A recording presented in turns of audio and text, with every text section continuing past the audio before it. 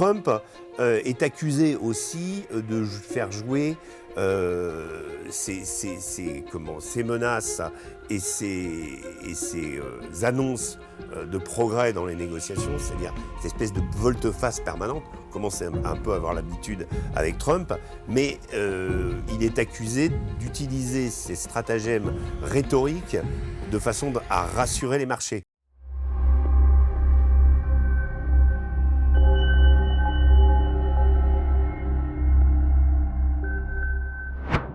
Bonjour Régis. Bonjour Aïcha. Régis, hier, Donald Trump a surpris tout le monde en annonçant que des négociations, je cite, « very good and constructive », vous avez vu l'accent, sont en cours avec les autorités iraniennes. 48 heures avant, il menaçait les Iraniens de cesser le blocus du détroit d'Ormuz, auquel cas il s'attaquerait à leurs installations électriques. Régis, que se passe-t-il dans la tête de Donald Trump ? Alors, personne ne le sait réellement, peut-être même pas lui-même, mais il ne faut pas non plus, à mon avis, le prendre pour un fou ni un idiot. Il a probablement conscience qu'il s'est embarqué dans une aventure pour le moins périlleuse, avec des rebondissements qu'il n'avait pas évalués ou qui n'avaient pas été évalués par les gens autour de lui.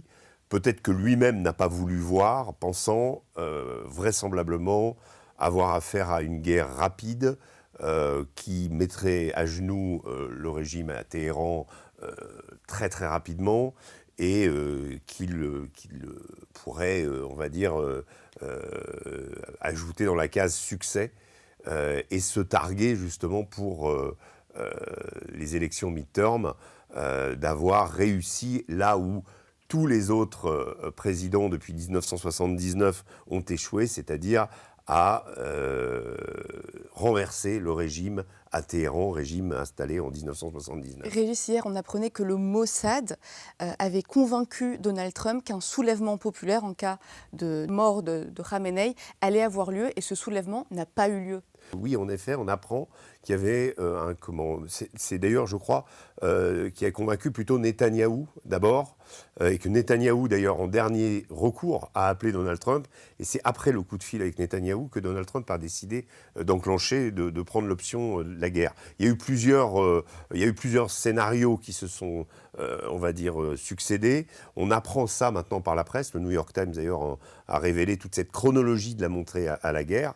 Et visiblement, oui, il y a ce rapport du Mossad. Alors, le Mossad semble être un des services de renseignement les plus performants aujourd'hui. On sait qu'il a été capable, dans l'assassinat ciblé, dans la pénétration des réseaux iraniens, des réseaux du Hezbollah, par exemple, il a été extrêmement performant. L'affaire des beepers a contribué encore à faire rayonner la légende du Mossad comme meilleur service de renseignement au monde. En revanche, là, il y a peut-être eu un couac, une mésestimation de l'effet que peuvent avoir, par exemple, le fait de bombarder des populations, qu'en général, quand il y a de bombardement de populations, peut-être à l'exception, on va dire, de la Yougoslavie et de la Serbie, dont d'ailleurs, on commémore aujourd'hui, on est le 24 mars, nous commémorons le bombardement de l'OTAN sur la Serbie, qui a été quelque chose de très particulier, mais qui a permis,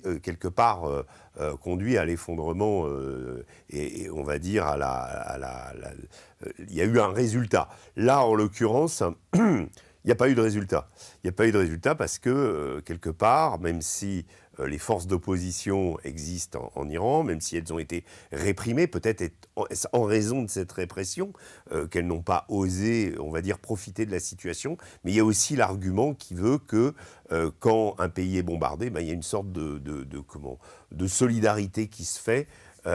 C'était le cas, par exemple, très parlant de l'Allemagne nazie qui a été bombardée pendant des mois et ça n'a pas provoqué chez les Allemands de soulèvement contre Hitler à l'époque pour arrêter la guerre plus tôt.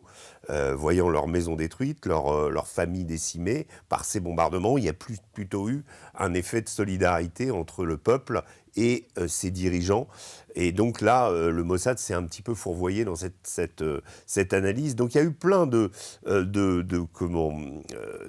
d'avertissements qui ont été ignorés. Je reprends en permanence, je sais, c'est les déclarations de Dan Kane, le chef d'état-major de l'armée américaine, expliquant qu'on risquait de manquer d'intercepteurs, que les Alliés n'étaient pas présents avec les États-Unis et Israël, que ces deux pays seraient seuls dans cette guerre, et que également les Alliés dans la région, en particulier les bases américaines, les pays dans lesquels les bases américaines étaient présentes, seraient exposés.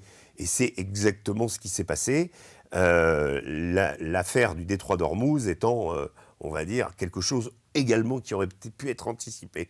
Tout ça n'a pas été anticipé et tout ça a été mis de côté au profit pour Trump et pour Netanyahou d'une guerre espérée courte, souvenez-vous, 4 jours, puis 8 jours.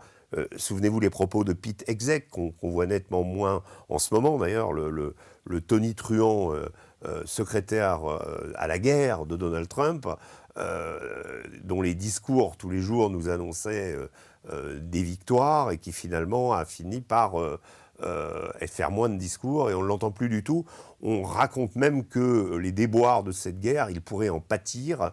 D'ailleurs, ça pourrait être lui le fusible de Donald Trump, comme Donald Rumsfeld avait été le fusible de George Bush en 2006, après les déboires des forces américaines en Irak et la montée de l'insurrection. Donc là, Donald Trump est parfaitement conscient, à mon sens, qu'il s'est embarqué dans une affaire périlleuse parce que non seulement il n'a pas réussi à faire tomber le régime, les buts de guerre affichés, récupérer les 440 kilos d'uranium enrichi, mettre sous cloche le programme nucléaire iranien n'ont pas été, on va dire, atteints.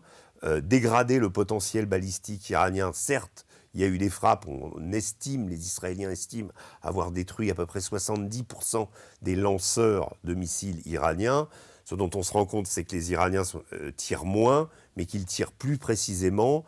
Et les propos d'ailleurs de Sergueï Lavrov hier, ministre des Affaires étrangères de Russie, sont inquiétants parce qu'il estime que les Iraniens ont des missiles et des armes encore non exploitées et qu'on n'est pas en gros au bout de nos surprises avec eux. Donc ils affichent d'ailleurs, ces Iraniens, une certaine confiance dans leur capacité de continuer en dépit des bombardements permanents, en dépit de la puissance de feu colossale que déploient sur l'Iran tous les jours l'Iran et les États-Unis et Israël. Donc Trump est accusé aussi de faire jouer ces menaces et ces annonces de progrès dans les négociations, c'est-à-dire cette espèce de volte-face permanente. On commence un peu à avoir l'habitude avec Trump, mais il est accusé d'utiliser ces stratagèmes rhétoriques de façon à rassurer les marchés. D'ailleurs, quand il fait cette annonce hier, le Brent, qui était au début de la matinée au-delà de 100 €, est tout de suite descendu à 90. Là, il y a à nouveau incertitude parce que les Iraniens ont répondu qu'il n'y avait pas de contact, qu'il n'y avait pas de négociation, même si on sait depuis qu'il y a eu des messages échangés entre Araghchi et Witkoff et que d'autres pays se sont proposés, je pense qu'on va en parler un petit peu après, mais pour la négociation, ça n'a pas rassuré complètement les marchés. Du coup, le pétrole est reparti à la hausse ce matin. Et donc Trump essaye de gagner du temps également pour aussi faire une nouvelle pression. Vous savez qu'il a décidé l'envoi d'un corps expéditionnaire de 2500 Marines, et plus d'ailleurs, parce qu'il y a aussi, il y a aussi d'autres groupes militaires qui sont en voie d'être déployés. Va-t-il décider de saisir l'île de Karg, qui est au milieu du golfe Persique et qui est le point par lequel transite tout le pétrole iranien? Va-t-il décider de se lancer dans cette aventure dans le but de déboucher le détroit d'Ormuz, en fait de le rendre accessible à la navigation? On précise quand même que le détroit d'Ormuz n'est pas hermétique à tout le monde. Ce matin, beaucoup hier, un pétrolier irakien est passé. Il y a 4 ou 5 bateaux qui sont passés dans la nuit et les Iraniens ont annoncé que, en dehors des navires liés aux États-Unis à Israël et certains de leurs alliés, ils allaient autoriser les autres bateaux à passer, à condition évidemment de payer une taxe. Et l'Iran a compris qu'il y avait une manne, en tout cas autour du détroit d'Ormuz. Donc voilà, tout ça n'est pas très clair, mais on sent bien que globalement, Trump cherche une solution. Trump a parlé, donc interviewé par un journaliste sur le tarmac d'un aéroport hier, d'une négociation qui se ferait avec un interlocuteur. Voilà. Absolument, Régis. Et l'interlocuteur en question ne serait pas le guide suprême Mojtaba. À qui fait-il référence selon vous ? Il s'agirait en fait du président du Parlement, Mohamed Khalibaf, qui lui-même a démenti que ces négociations étaient en cours. Mais toujours est-il que ça nous donne quelques éléments sur l'univers mental de Trump et sur ceux qu'il souhaite. Il n'en démord pas. Il veut conserver un gouvernement stable en Iran. Il est prêt à s'accommoder des structures existantes, ce qu'on appelle à la Maison-Blanche le modèle Venezuela, c'est-à-dire la substitution de la tête par une élite déjà présente, la préservation du gouvernement et du cadre. Et ça, c'est très très différent de la position des Israéliens, qui s'accommoderaient très bien du chaos en Iran, à partir du moment où l'Iran ne représente plus un danger pour eux. Pour les États-Unis, c'est complètement différent. Parce que ça veut dire négociation, ça veut dire qu'évidemment il y a la question du pétrole derrière. Ça, Trump est complètement obsédé par cette idée de mettre la main sur le pétrole iranien, ou en tout cas de le contrôler d'une certaine façon. Et Ali Larijani ayant été éliminé par les Israéliens, un homme qui avait un fort potentiel à pouvoir négocier avec les Américains et à pouvoir, on va dire, remplacer la structure existante, eh bien il faut en trouver un autre. Et Mohamed Khalibaf apparaît à nouveau comme quelqu'un de potentiellement, on va dire, acceptable pour les États-Unis, même si c'est un dur de dur. Hein. Ce n'est pas quelqu'un qui représenterait un courant modéré, pro-occidental, etc. Non, ça, il n'y en a plus de ça. Même Larijani était très dur, mais Larijani connaissait mieux encore les dessous des négociations avec l'Occident. On va dire le seul à vraiment bien les connaître actuellement, c'est Abbas Araghchi, qui, lui, fait la communication, mais on sent bien qu'il n'a pas le soutien de l'armée derrière. Aujourd'hui, qui pilote l'Iran, c'est l'armée, c'est les gardiens, voilà, c'est les durs. Donc au milieu des durs, donc, il reste ce négociateur. On avance l'hypothèse que des négociations pourraient avoir lieu dans un autre pays, peut-être même cette semaine, la semaine prochaine. En tout cas, voilà, on est en train il y a quand même le mot négociation fait son chemin. Régis, si négociation il y a, quels pourraient être les intermédiaires ? Alors, les intermédiaires ne peuvent pas être les pays de la région.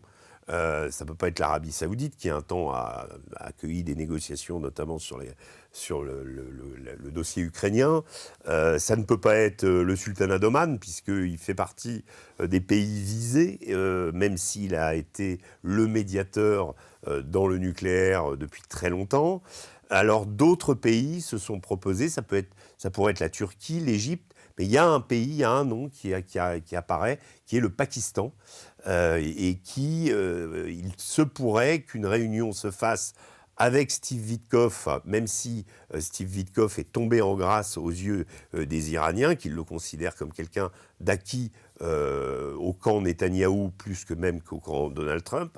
Donc quelqu'un qui les a roulés dans la farine, promettant des négociations, et à chaque fois qu'il y a eu négociation, il y a eu frappe pendant les négociations. Et comme ça fait 2 fois, les Iraniens sont assez réticents à l'idée de confier, on va dire, la négociation à ce personnage. Donc le Pakistan arrive, le nom du Pakistan arrive, intéressant, puissance nucléaire également, grand acteur de la région, lui-même en guerre d'ailleurs contre les talibans en ce moment en Afghanistan, mais ça, c'est pas important. Et l'autre personnage dont on ressort un petit peu du bocal, c'est J.D. Vance, le vice-président.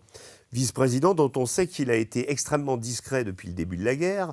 Donald Trump a annoncé qu'il avait été, philosophiquement, qu'ils avaient quelques désaccords. On sait que J.D. Vance représente la tendance MAGA dure, qui est celle de l'isolationnisme et celle donc de la non-intervention à l'étranger. Il l'a manifesté à plusieurs reprises. Ça a été un des grands théoriciens de cette pensée America First et non pas America nouvelle superpuissance, comme ça semble être l'option actuelle. Et il était probablement très, on va dire, très réticent à cette intervention. Puisqu'il ne s'est pratiquement pas exprimé depuis le début de la guerre. Depuis le 28 février, il a parlé simplement à une chaîne de télé, bottant largement en touche l'idée qu'il puisse y avoir entre lui et Donald Trump des désaccords sur ce conflit. Mais à mesure que le conflit s'enlise, on voit bien que J.D. Vance, lui, réapparaît comme celui qui a su... on va dire, se mettre en réserve, et que si c'est lui qui négocie, on va vraiment arriver vers une négociation, on va vraiment arriver vers une fin de cette guerre, ça va être l'objectif. Maintenant, les dégâts ont été colossaux. Au niveau de l'économie mondiale, on estime au bas mot qu'il faudra 6 mois pour que les choses reviennent à peu près en ordre. Pour la question des installations, beaucoup d'installations ont été détruites ou partiellement détruites. Il va falloir en particulier les gisements de gaz au Qatar, mais dans d'autres pays également. Donc toute cette guerre a un coût. Elle a coûté près de 20 milliards de dollars déjà à l'Amérique. Donc on est dans un moment pas facile, parce que les Iraniens ont émis des demandes où ils exigent des réparations de la part des Américains et des Israéliens sur les dommages infligés à l'Iran. Déjà ça va être... c'est très difficile à avaler. Et on sent bien que quand on voit la liste des demandes des Iraniens, que les Iraniens semblent être dans une position de force, alors que Donald Trump ne l'est pas. Les Israéliens semblent plus à l'aise à continuer à pilonner l'Iran parce que ça va dans leurs objectifs et que eux avaient cet objectif. Mais Donald Trump n'avait pas réellement d'objectif avec cette guerre et c'est devenu très fluctuant. Maintenant, si la finalité c'est remplacer le guide suprême, ça aura été de remplacer le guide suprême en tenant compte du fait que les Iraniens ont élu son fils par le représentant du Parlement ou le dirigeant du Parlement iranien.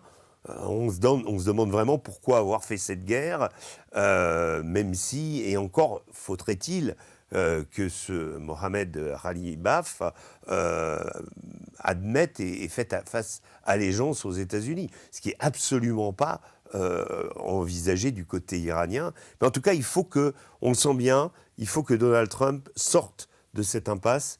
Sa présidence est en péril et il peut encore rattraper le coup, mais il faut que ça ne dure pas plus que... voilà, qu'il y a urgence. Voilà. Régis, on va parler du détroit d'Ormuz et j'aimerais vous faire réagir à un tweet. Ce tweet dit « Cuba est sous sanctions américaines depuis 1960. L'Iran est sous sanctions occidentales, américaines, depuis 1980. Les Iraniens imposent un filtrage au détroit d'Ormuz et c'est la fin du monde depuis 3 semaines. » Quid de la résilience occidentale ? Oui, l'Occident n'est pas habitué au régime des sanctions.